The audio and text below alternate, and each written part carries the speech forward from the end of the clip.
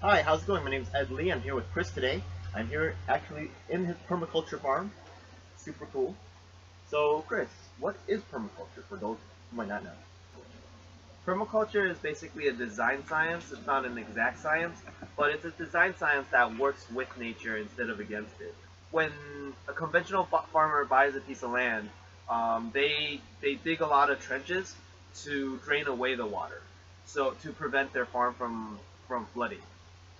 And then every other day or every week, they water the whole piece of land with water. It's kind of counterproductive versus if I bought a piece of land, I would also dig trenches, but I would dig trenches in a way so that it retains water instead of drains it away, so that I don't have to water at all. That's part of working with nature instead of against it. I definitely feel what you're saying. I know that there's a lot of commercial farms that actually have a negative impact on the environment. And sustainability is something I have a strong passion for.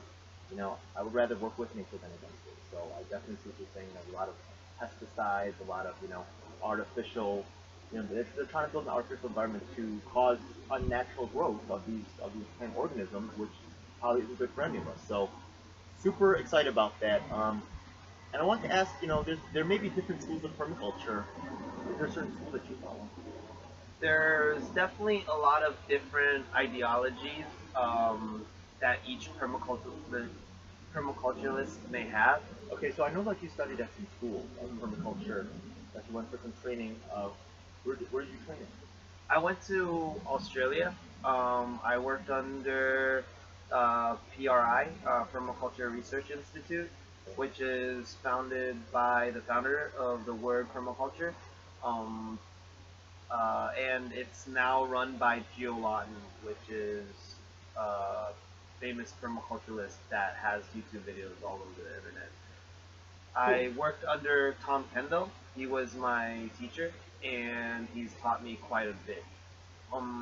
Even from these characters and like other characters like Mark Shepard, they all have different visions and different philosophies on how permaculture works. But in general, they all work with nature rather than against it. Some might be intensively, and some might be more extensively. If you're an intensive farming permaculturalist, then you would probably be building your soil a lot faster. You would probably be increasing your productivity of the plants a lot quicker because you're putting a lot more effort and work into it. If you're like me, a little more laid back, perhaps lazy, you could farm extensively and kind of let nature do its thing, but it will be a lot slower. I do put in a lot of work at the beginning of projects, but I don't do as much following up. Okay. So let's suppose that someone out there wants to, they see, the video, or they've heard of permaculture, they want to get started. What are some good places, some research to get started? Definitely search for Geo Lawton. He has a lot of very good videos. Those videos has inspired me to follow permaculture and learn more about it.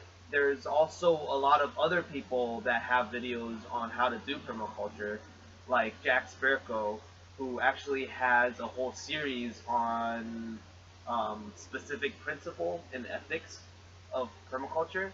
And through him, you will learn how to incorporate permaculture into your farming or your garden, Okay. whatever it is that you do.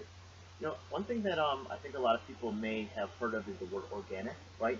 And actually, one thing that's unfortunate, I think, is that a lot of, you know, I don't want to just blame corporations. There's a lot of people out there that are co-opting the term organic for their own profit and gain without really, following the principles of what organic's supposed to mean. And people may, so how do we recognize permaculture, what real permaculture is? When do we know what fake permaculture is, real permaculture? And I see the word permanent in permaculture. Does that have something to do with it? Definitely. So organic farming is very important, and all permaculturalists would support it to a certain degree, depending on what kind of organic farm you have. There are a lot of corporations that have huge organic farms, but they are not sustainable or permanent. Right. Even though they are using organic methods, they are still depleting the soil. They're still basically mining the soil of its nutrients through conventional farming methods. So permaculture is different in the way that we focus on permanence, not even sustainability, right? We focus on permanence because that's what matters. Like, if we buy or attain a piece of land, we want this piece of land to last forever and not have it blow away like during the Dust Bowl in, I forgot what. Through the Midwest, Yeah. in the Great Depression era. Okay, Yeah. Big, big problems. Right, right. So the Dust Bowl actually happened because of conventional farming. What they did was drain the water away. Every single time it rained, it washed off topsoil. They didn't have any plants to cover it when it was raining. And when the rain hits the ground, it carries topsoil away from the piece of land.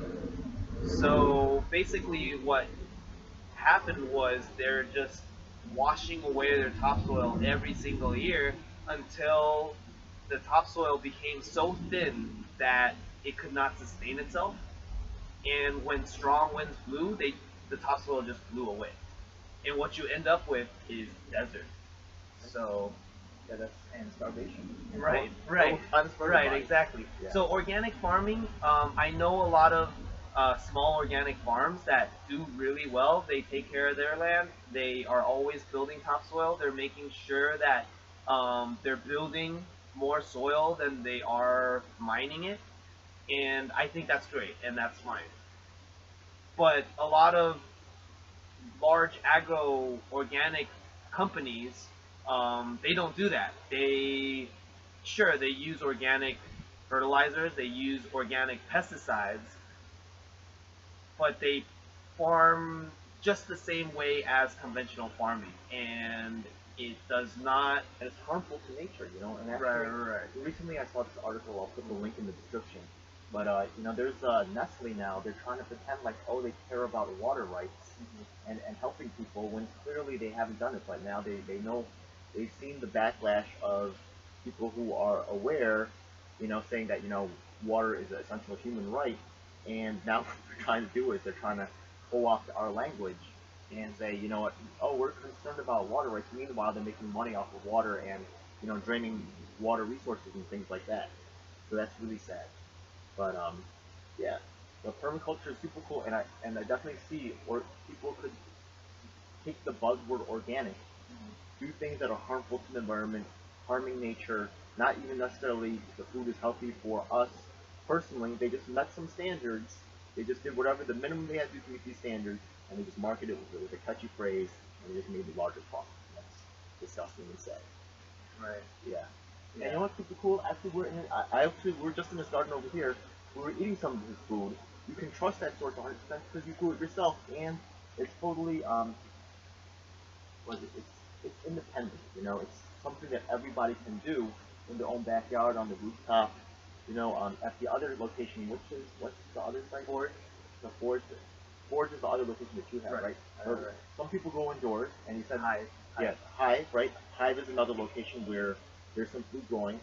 Unfortunately, it's indoors, so there's a lot of energy loss, right? Because ideally you are growing outside, but in push comes to shove, that's all you have. You're living in an urban environment.